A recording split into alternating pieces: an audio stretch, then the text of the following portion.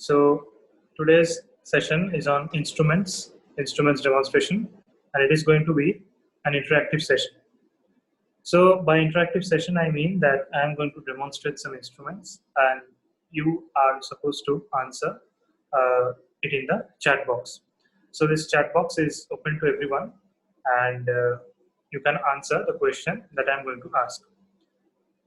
I have discussed a lot of instruments in our app Surgipedia. So if you have confusion regarding the use or regarding the description or how to identify an instrument, you should definitely go through the videos. I'll discuss some points today along with the relevant instruments. So let us begin with our first instrument.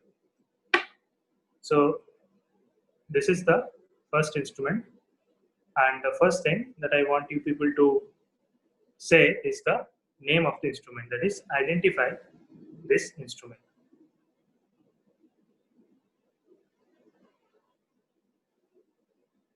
Guys, you can type your answers in the chat box below. So can we have some participation?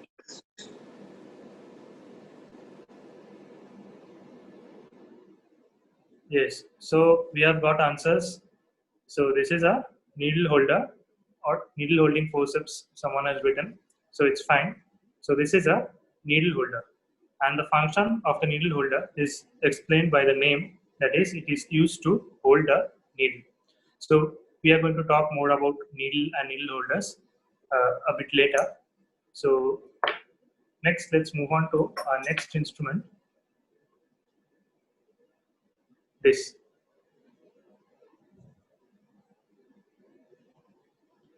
So please identify this instrument, anyone?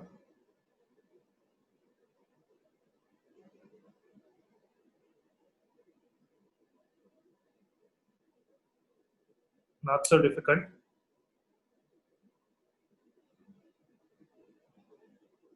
Guys, this is an interactive session, so you can type your answers in the chat box. So it'll be easier if this is a two-way thing.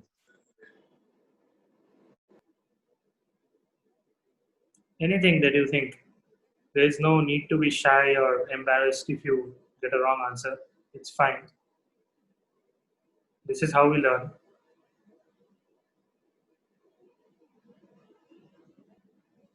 Okay. So we have got some answers. So yes, this is a right angle forceps, as we commonly say, because this is bent in a right angle, in a 90 degree. Okay. So it is used. So the examiner is going to ask you about some uses. One of the important use at your level is that whenever we are performing an open cholecystectomy, we insert this instrument when we are trying to ligate the cystic artery and the cystic duct. So suppose this is the duct. So we pass it beyond like this, and then someone else, the assistant surgeon, passes a suture into this, and then we pull it out and we tie or ligate the cystic artery or the cystic duct or any structure that we want to ligate. So this is used for passing the suture behind the duct or the artery. So our next instrument are these.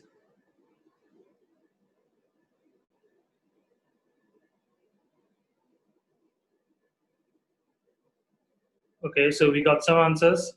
Forceps toothed and plain is correct. The official name, it's not forceps. Every instrument we can call forceps, right? So this is basically dissecting forceps. So these are known as dissecting forceps, the one without the tooth in front. Okay, so this is, as you can see, it's plain. It doesn't have any tooth. But this one, it has tooth in front. So this is a toothed dissecting forceps, and this is a plain dissecting forceps. This is our next instrument. So grossly, this is our instrument, and this is the tip.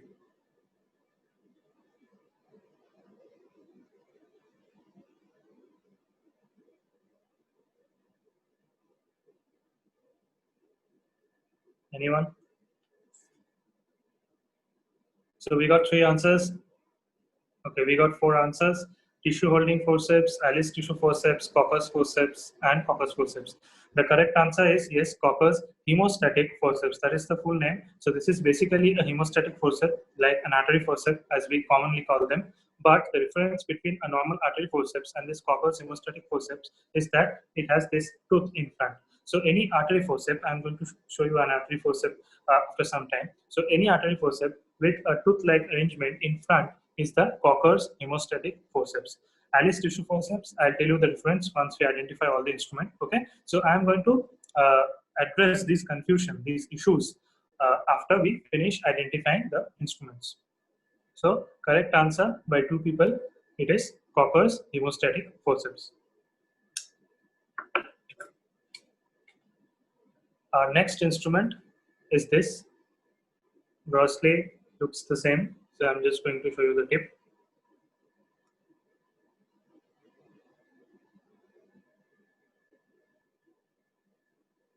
Yes, we got answers and both of them are correct answer. It is a Babcock's forceps.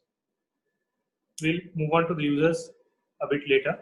First, let's identify the instrument because that is the first thing, that is the most important thing in the instrument table. So let me just tell you. So in all university exams, in the practical, you have a section on instruments, and in the instrument, you are going to face an examiner who is going to sit with a number of instruments in front. Now there are 2 types of questions here. One question can be pick any instrument of your choice, or the examiner just chooses the instrument and hands it over to you. So it's good to have a list of say 3 to 4 instruments that you are going to pick up when the examiner is going to ask, because you are not going to have the whole day in front of the examiner, so that you are going to choose between the instruments. So you have to be somewhat impromptu. So if the examiner instructs you to pick an instrument, you should pick within say 30 seconds or so. Otherwise, the examiner might think that you haven't studied a lot of instruments, so you are trying to choose between the instruments that you have studied. Because ideally, you should know about all the instruments that are in the instrument table. So please have around 3 to 4 instruments in mind before going to the instrument table. And if the examiner gives you a choice, well and good, pick the instrument that you are okay with. Or if the examiner doesn't give the choice, fine. The first thing that is asked nearly say 99.99% is what instrument it is, and that is why we are first trying to identify the instrument, and then we'll move on to some uses or some differences between 2 types of instruments, etc. So let's have our next instrument. So this is our next instrument. Grossly is the same. This is the tip.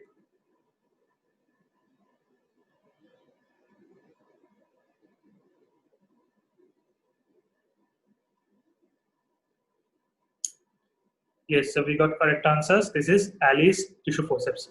Now, someone had given this answer previously in Cocker's forceps. So let me just clear the confusion here.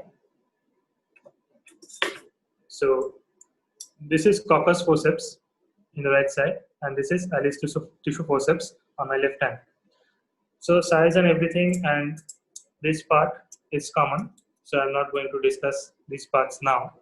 The differentiating point is that in Alice tissue forceps, we have this gap here, which is not there in Cocker's. And the tip, we have fine serrations as the teeth. Okay, because Alice tissue forceps, as the name suggests, it is used to hold tissue, right? In Cocker's, it is actually a hemostatic forceps. Yes, we use Cocker's a lot of times in gynecology for ARM and stuff, but actually this was designed to be a hemostatic forceps, right? So, why is the tooth present in the Cocker's hemostatic forceps? Because we want to carry out hemostasis in tough structures, and to stop bleeding from a vessel which is present deep in a tough tissue, we have to have this tooth so that it goes into the tissue and sort of crushes the vessel, which is the main purpose of the hemostatic forceps. So this is the difference. So in Alice tissue forceps, we have this gap to accommodate the tissue. Suppose we have made an incision and then we use Alice on 2 sides. So one Alice on this side and the other Alice on that side, and we retract the wound and go deep into the tissue. So in any operative procedure, after we have provided the skin incision and we are incising the, say the rectus sheath or something of the muscles, you will see the use of this Alice tissue forceps, and they are present usually in all operative procedures. So this is Alice tissue forceps. So fine serrations in front which act as tooth, and this is Cocker's hemostatic forceps. So transverse serrations as any hemostatic forceps, as any normal hemostatic forceps with a tooth in front. So this is the difference. Okay. Next, let us have this instrument. This instrument.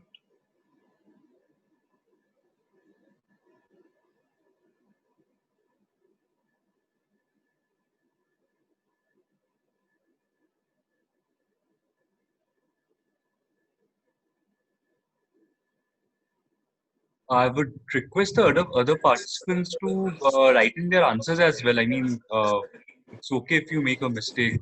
Gautam, Kirti, Nana, Rikia, Sam, guys, I would really like you to put in your answers as well. Okay, so I think many of you are not sure with this instrument. We only got one answer, one or two answers, and they are wrong. Swab holding forceps, it is not swab holding forceps. I'll show you swab holding forceps in a few minutes. Towel clip, well, we use this nowadays as a towel clip, but it is not a towel clip. This is Lane's tissue forceps. So before Alice came in and before Alice became so popular, this was the tissue forceps that we used to use to hold tough structures, aponeurosis, tissues, etc. for retraction and all those purpose, in which we use Alice nowadays. So this is sort of an obsolete instrument nowadays for say operative point of view, but it is there in the instrument table before each or during each operative procedure, and we use this to hold the cables in the operative side. So we have the sucker machine with the sucker pipe going along the body of the patient. We have the diathermy cable. We might have the laparoscopic camera and all those cables in the operative field. So we don't want those cables to get entangled and get jumbled up. So what we do is we take the drape sheet and we fix the cable using this Lane's tissue forceps. Nowadays in modern drape sheets we have like perforations to pass cables, but still then we use this Lane's tissue forceps to fix the cables and other structures on the operative side so that they don't get entangled and cause a mess. But the actual use of this Lane's tissue forceps, as the name says, so Alice tissue forceps, Lane's tissue forceps, they are used to hold and retract tough tissues. Okay, so this is the actual use, but this instrument has become sort of obsolete nowadays. And if you notice this end, it is not exactly like the other instruments. Okay, right.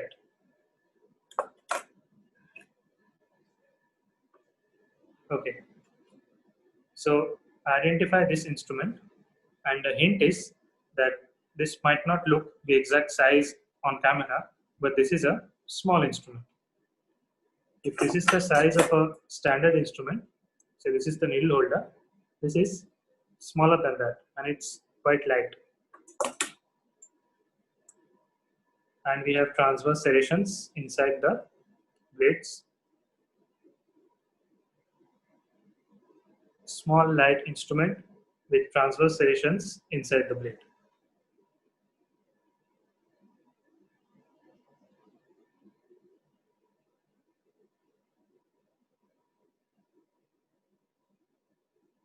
Yes, so we got some right answers. This is mosquito forceps. Mosquito forceps. So yes, some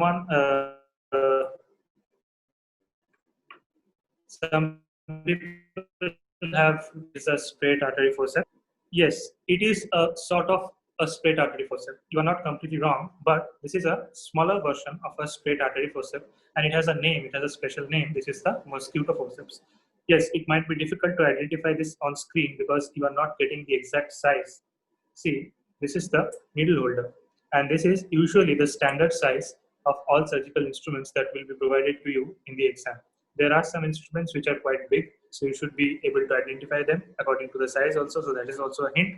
And there will be one or two instruments like this, which will be smaller than these standard surgical instruments, smaller and lighter. Of course, you cannot appreciate the weight here, but it's going to be light. This is the mosquito forceps. It is nothing but a straight hemostatic forceps. It can be curved also. This is a straight one. Okay, so it can be a curved mosquito, it can be a straight mosquito, but this is the mosquito forceps. basic function is the same. It is a hemostatic forceps, but it is used to carry out hemostasis for smaller blood vessels. For example, we use mosquito forceps during circumcision. So we have discussed about the steps of circumcision in our app. So in the operative section, circumcision is also a very important operative which can be asked, because at your level, it's not very difficult to know the steps of circumcision. It's a minor procedure. So there also, since we are operating on the penis, we use these lighter and short instruments like the mosquito. For example, if you use an instrument of this size, say the coppers, it's not going to be good for the penis and the small blood vessels of the penis. We also use a lot of mosquitoes in pediatric surgery because the blood vessels are small and flimsy, so quite obvious.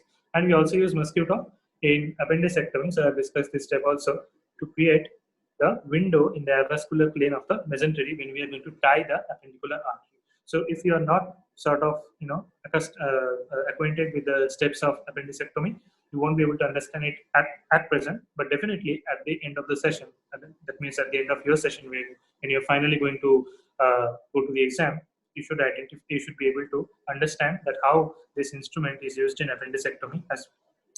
So this was the mosquito forceps. Next, let us discuss about this instrument.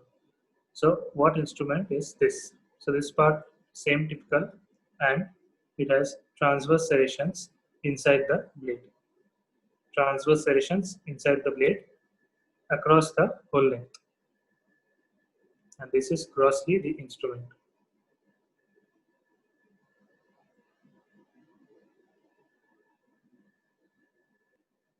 Yes, so this is a curved artery forceps. This is not a mosquito. So again, problem with size and reference.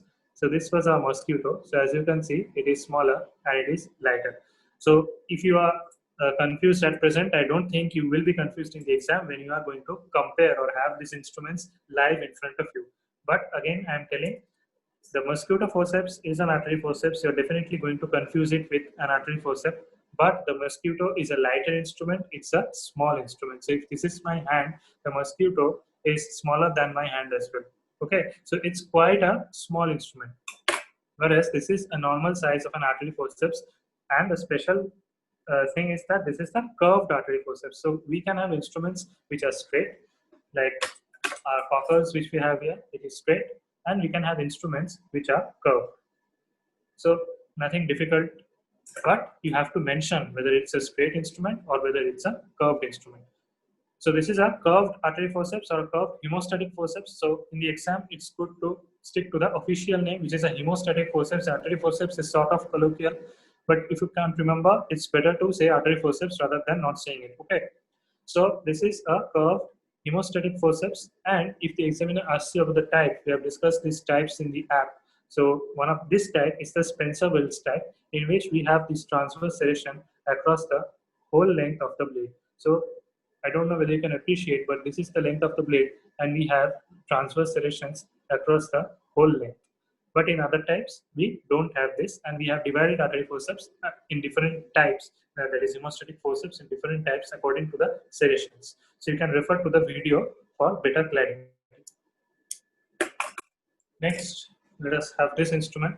So let me tell you, this is a very long and it's a big instrument, and this is the tip. This is the tip. Let's open it up. So it has transverse serrations here and here. So it's bigger than my hand.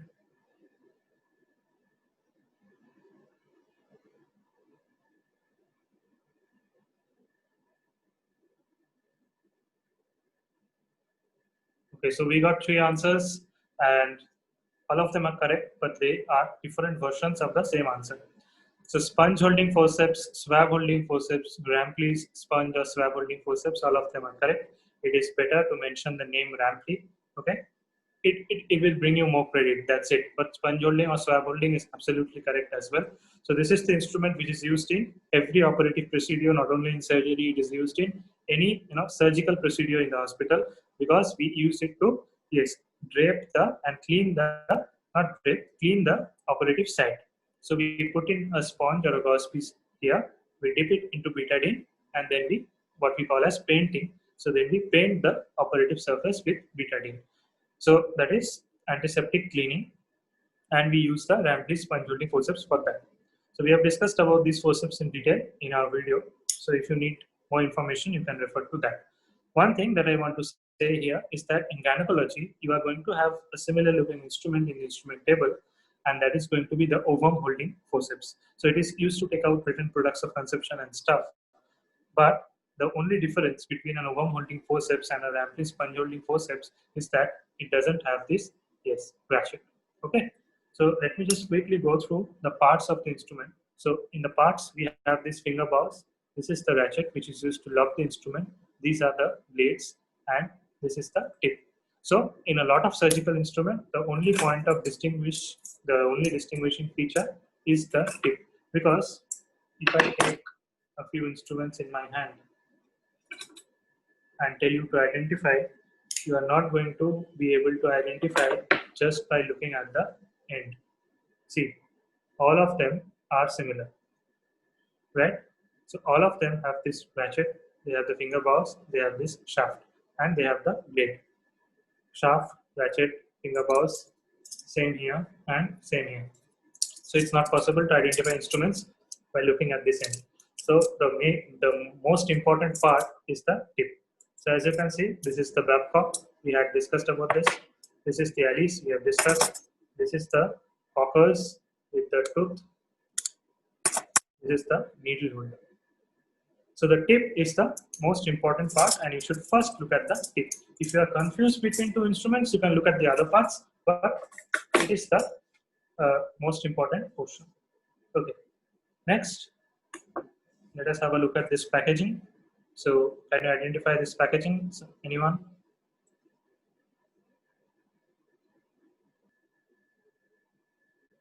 Yes, so we got two correct answers.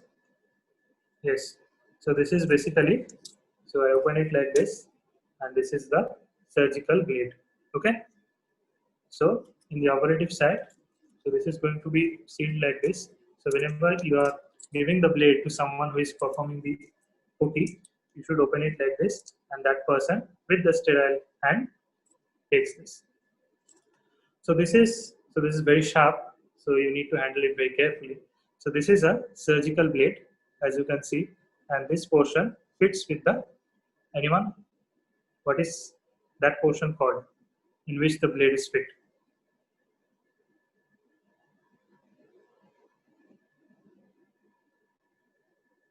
Yes, so we got a correct answer, Burt Parker handle. So that is basically the, the scalpel handle. So we have this Burt Parker handle with us attached to the blade, and together we call this a scalpel. So this is the surgical blade. We have a lot of types of surgical blade. This is number 20.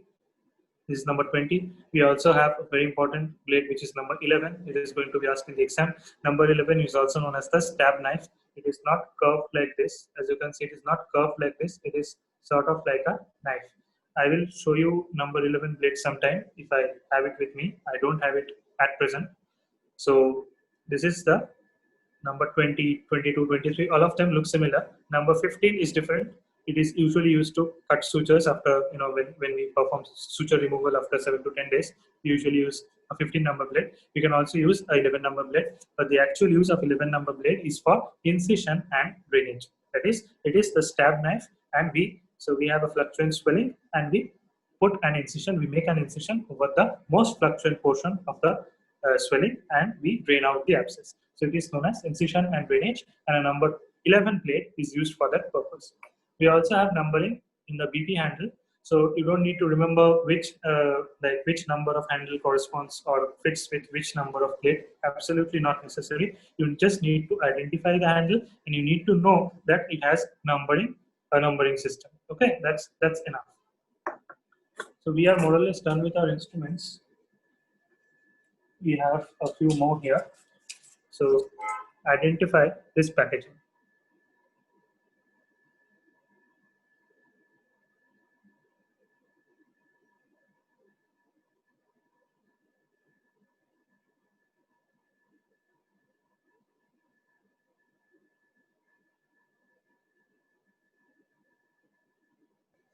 Okay, so we got some answers. This is not silk. I don't know whether you could read this or not. This is monofilament polyamide. Okay, this is monofilament polyamide, as we commonly call it. We call this ethylon. So this is monofilament polyamide. It usually comes in a green packaging. It can differ from like brand to brand, but usually it comes in this green packaging. So we have another suture material here with us. So can you identify this one? This is violet colored. Yes, so we got a correct answer. This is Vicryl. Vicryl is polyglactin 910 chemical name. This is monofilament polyamide. Ethylon is a trade name. This is Vicryl. Vicryl is also a trade name. The actual name, the actual chemical name is polyglactin 910.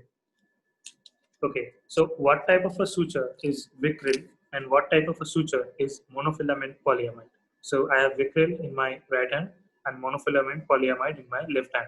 So what type of suture materials are these two?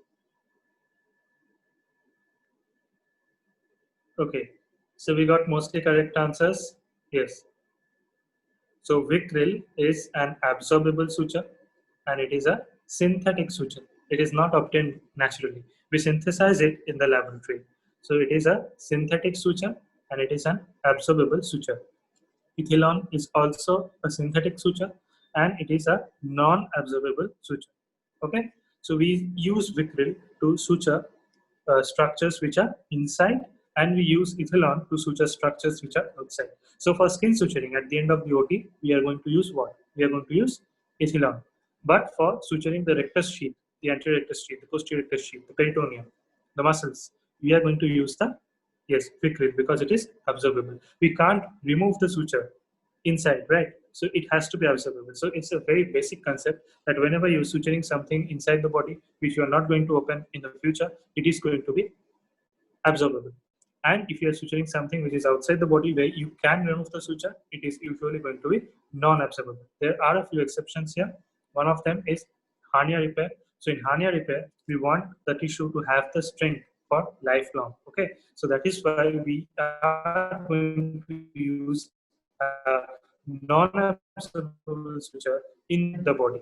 Okay, and subcuticular suturing. Okay, we are not going to remove the suture. So in that case, we are also going to use absorbable suture in the skin also. So these are the exceptions, but grossly the basic principle is that sutures which are inside the body are absorbable like Vicryl. Sutures which are outside the body, which we are going to remove, are non-absorbable. Okay. So you are going to have a lot of, say, writing over this suture material, and the examiner might ask you about anything in this packaging. One of the most important thing is the numbering. So this is a number 1 Vicryl and this is a 20 ethylon. So if I ask you which one is thicker in diameter, which suture material is thick, then among number 1 and among 20, what is going to be the answer?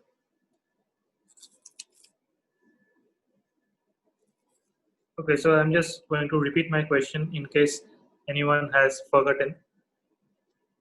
Among number 1 and 20, which one is thicker?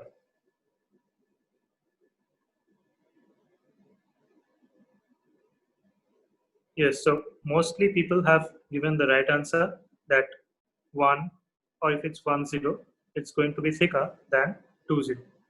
So we have this numbering where we begin with 0. Anything above 0 like 1, 2, 3, the thickness increases with number. But when we have this suffix of 0, for example 20 and 30, here 20 is thicker than 30.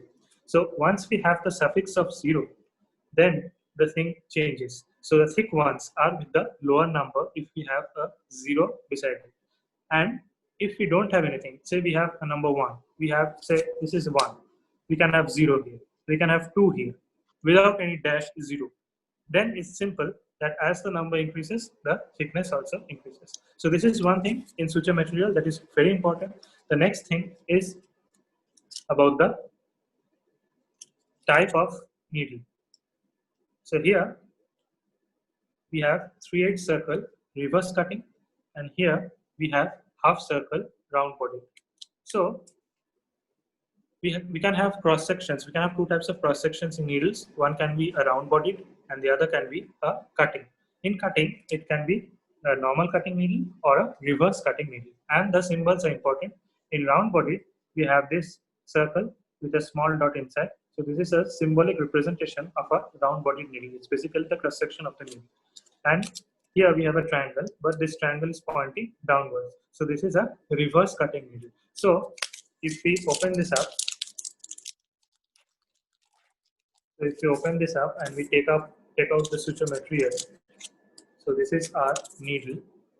Okay, so it's reverse cutting means that if we view the cross section, if we cut a cross section and view it from the front, then it's going to be like the triangle with base downwards, and the cutting surface is this surface because the base is downwards. So this outer surface is the cutting surface. So that is why if we view from the front, we are going to get that pointed edge downwards.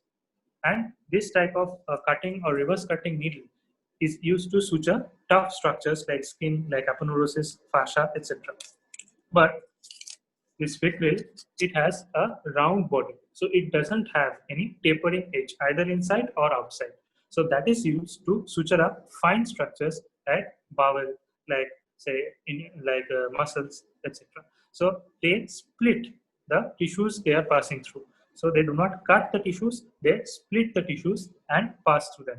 But this type of reverse cutting or cutting needle, they cut the tissues. And that is why it's quite obvious that these will be used for suturing up tough structures, and the round bodied needle will be used for suturing up fine structures inside the body. So this is another very important thing. About the 3/8 half, it's just going to be written, no need to memorize it. So if the examiner asks you about the curvature of the needle, you can say that this is a half circle or it's a 3/8 circle, as it is going to be written on the packaging. We have a lot of other things written on the packaging. So I have talked about each and every detail in the video. So you can refer to that video if you want to know more. Okay, we have a lot of things to cover in this session. So I'm just giving you a basic idea, and this was supposed to be interactive so that you get more interested in learning. So this is about suture material. One of the last instrument that I'm going to show you is this.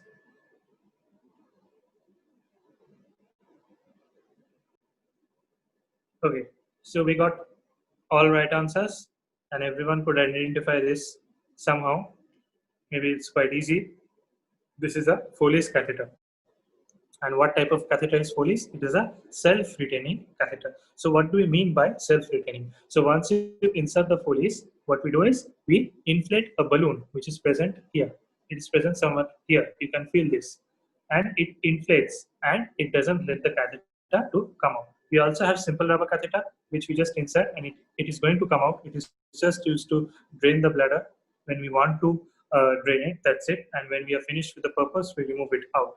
But Foley's is a self-retaining catheter. It is used to not only drain the bladder, but also for measuring urine output in post-op patients and in other patients who might be in shock, or we might be interested to measure the urine output in those patients. So it is used for that purpose. And as you can see, it has two ports. And that is why this is known as the two-way Foley's. So this is the main port and this is the side port. And we inject fluid or water through this port to inflate the balloon. And we should ideally use distilled water to inflate the balloon because normal saline can get crystallized if it stays for a long time. Okay, so we have this two-way Foley's. We also have a three-way Foley's. So can someone say what use is that is what is the use of that three-way Foley's? Any guesses, anyone? What can be that other port for? So in three-way, we just have another port here like this. So this is the main port. This is the side port for the inflation of the balloon. Those two are the same. This we have another port here. So what can that be?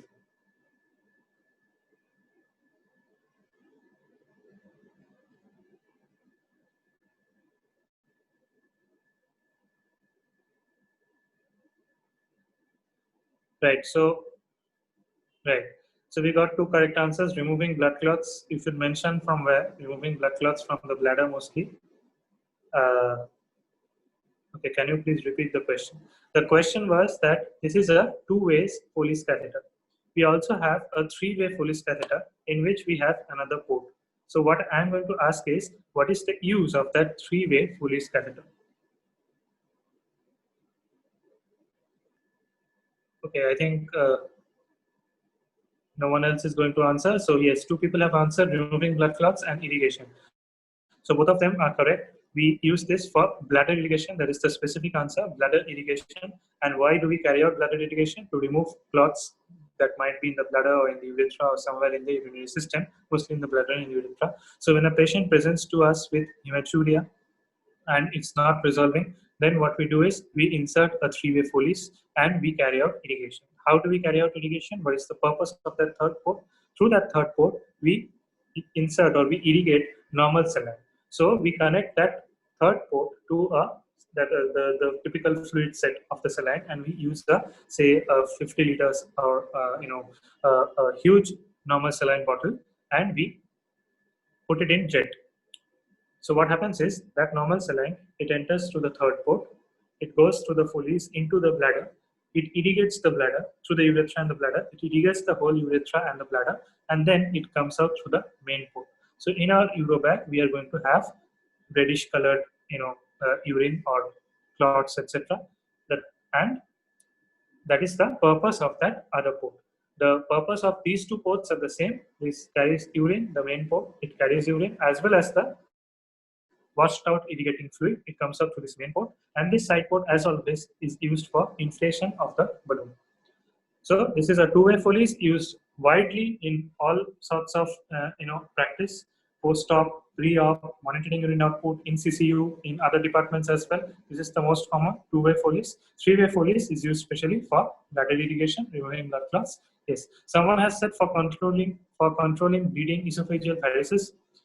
I think you have confused with Sengstaken Blackmore tube or something like that. Three-way Foley's is not used for that purpose. It is used for purpose related to the urinary system only, mostly. Okay, so we are more or less done with identification of the instruments. And as I've discussed in the app, that whenever an examiner is going to ask you about the use of an instrument, you should stick to the most important use. So if someone asks you about the use of a hemostatic forceps, the main use should be hemostasis. It should not be to use it as a needle holder. Yes, you can use a hemostatic forceps as a needle holder also, but it's not the primary use. So if an examiner just goes on asking what else, then you can talk about those points. But a lot of times, a lot of examiners don't have so much time, so they don't do things like that. That is number one. Number two is that identification is most important, followed by one important use. So if this instrument is given to you, you should say that this is a Rampley's sponge holding or swab holding forceps, and the main use is to hold the swab and carry out antiseptic cleaning before the operation. Okay, so this is how you're expected to answer in the instrument table. Next is about the needles. One thing that I want to show you is how to hold the needle. So we have a needle holder. So this is a needle, and this is the tip, and this is the end. Okay. And what type of needle, based on what you are seeing, can you guess whether it's a traumatic or an atraumatic needle? Anyone?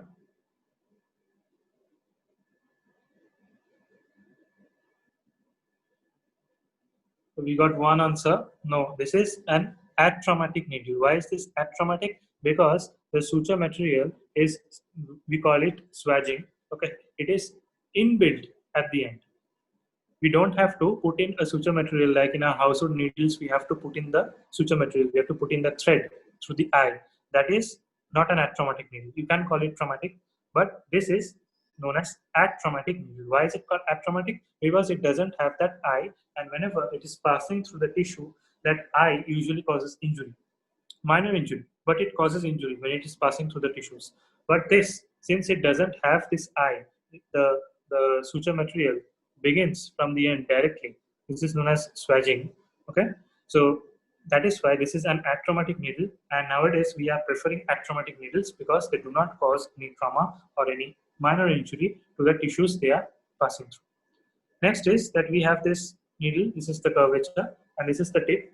So this is the anterior end, and this is the posterior end. The anterior end is the tip, the sharp part, the pointed part, and the posterior end is where the suture material is attached. So how do we hold the needle? So we take the needle holder and we have to hold it somewhere. So we cannot hold it here.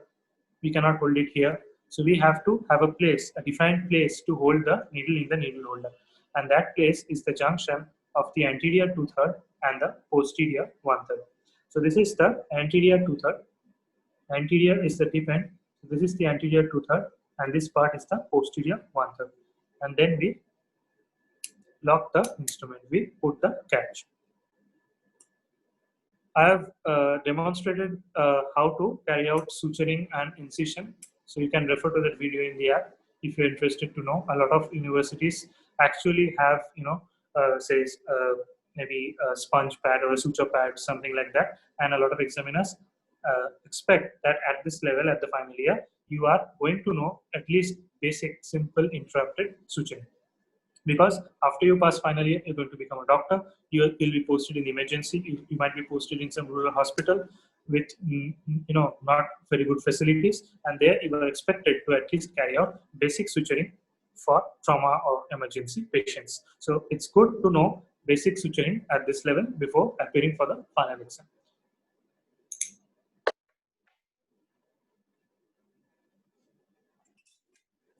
So two big instruments that we have discussed today. This is the right angle or Lahey's forceps. This is the Rampey sponge holding forceps. Let me just recap quickly. One instrument that I haven't shown you. This is quite easy. This is just a fine dissecting scissor, a Metzenbaum scissor. Okay. We also have a stout scissor, a Mayo scissor. So these fine scissors are used for dissection at the plane. The stout or Mayo is usually used to cut sutures. So this is another long instrument we have. Next, we have standard size instruments. This is a curved hemostatic forceps or curved artery forceps. So transverse serrations inside. Next, we have, say, Lane's forceps. No ratchet, no typical, not a typical picture, and sort of obsolete nowadays. But it's a tissue forceps used to hold tissues. Next, we have a small instrument. Looks like an artery forceps, but very light. This is the mosquito forceps. Next, we have dissecting forceps. These are dissecting forceps. So one is plain, the other is toothed. Toothed is used to hold, as usual, tough structures like suturing the skin. We hold the skin with a toothed forceps. But delicate structures inside the abdomen, we hold it with plain dissecting forceps. Next, we have needle holder, used to hold needle. Very simple. One of the identification points is that the blade is very short compared to the shaft. So as you can see, the ratio, the blade is very short compared to the shaft, and we have transverse serrations, crisscross serrations, not transverse, crisscross serrations inside, and a transverse groove inside the blade. So I have shown close-ups of all these instruments, focused and clear close-ups of all these instruments in the app. So if you want to have a look, you can have a look at the video there. So this is about needle holder. This is a scalpel blade attached to a Bart Parker handle. Together we call it scalpel. The method to hold a scalpel, we call it a pen holding position. So you don't hold it like this. You're not cutting a birthday cake. You hold it like this, as if it's a pen. So suppose this is my stylus, which I used to write. So I hold it like this. This is the pen holding position, scalpel. You also need to hold it like this in a pen holding position. Last, this was the Babcock's forceps, the Alice forceps. Both are tissue forceps, but the difference is Alice has teeth inside. So it is used to hold tough structures. Babcock, it doesn't have any teeth. It has groove and it has this fenestration. Why is this? What is this fenestration for? Babcock is usually used to hold the bowel. So the bowel can sort of have space inside to expand. And that is why we are not tightening our grip on the bowel, and we are not injuring the bowel, or we are not causing any cutoff in blood supply, because it's a delicate structure. That is the importance of this groove here, that is this fenestration here. Next, we have this coccus. So anyone with confusion, clear it again. It's an artery forceps, but with a tooth. It is used to carry out hemostasis for tough structures. In mastectomy, we also use this as. Next, Foley's catheter. Everyone got it, right? Okay. Three-way Foley's for blood irrigation, for removal of clots and bleeding. Next is needle. So you need to have a look at the packaging. Packaging is very important. So needle, we can have natural type of suture materials or synthetic. So can anyone give me an example of a natural, non-absorbable suture material?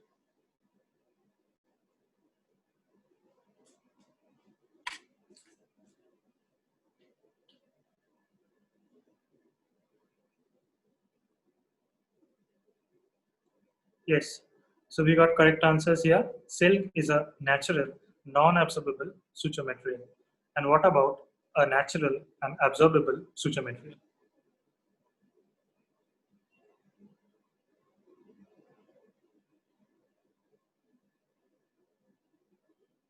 Catgut, right. So how is catgut obtained? Is it obtained from the gut of a cat?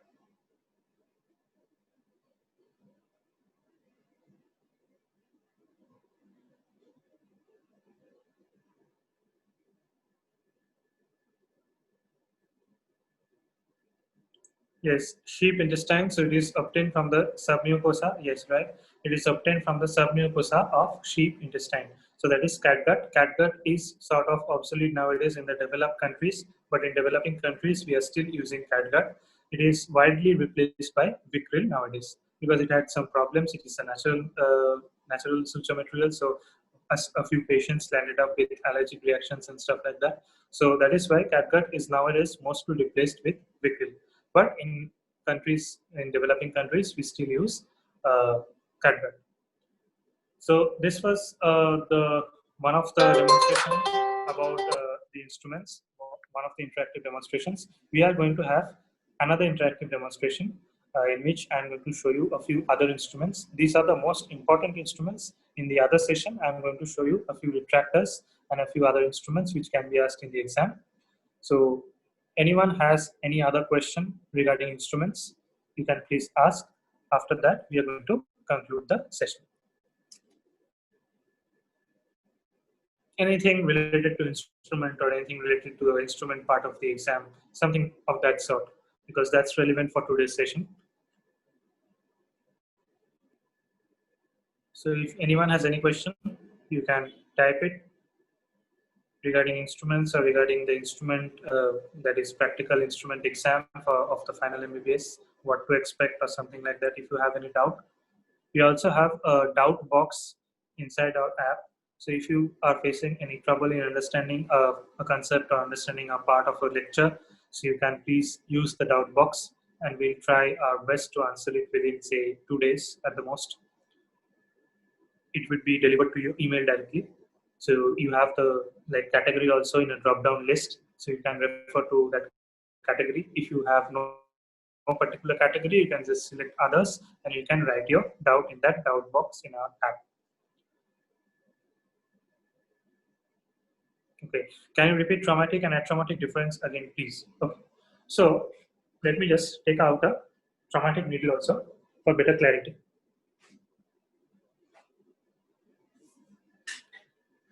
I've discussed this in the in my videos also. I've shown the close-ups also, which is not possible in this live session.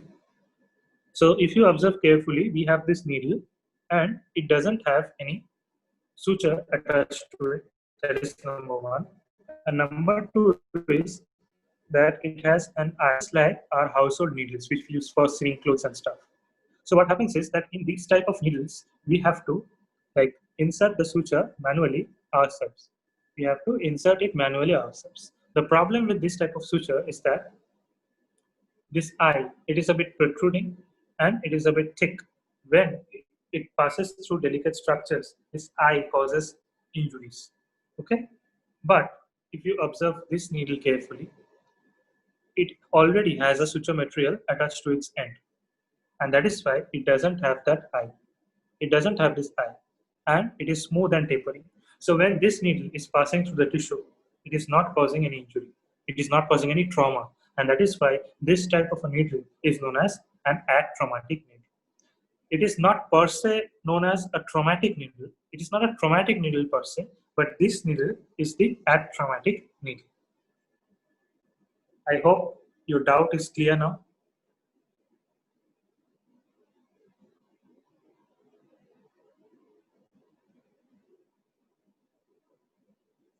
Okay.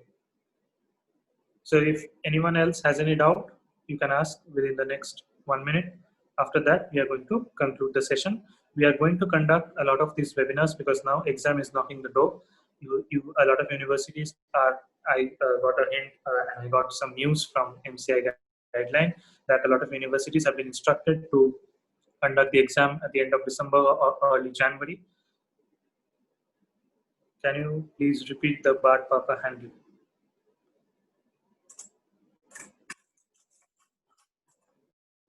Okay, so the Bart Paka handle is this. This is the Bart Paka handle. It actually doesn't have any blade attached to it ideally, so I'm just going to remove the blade.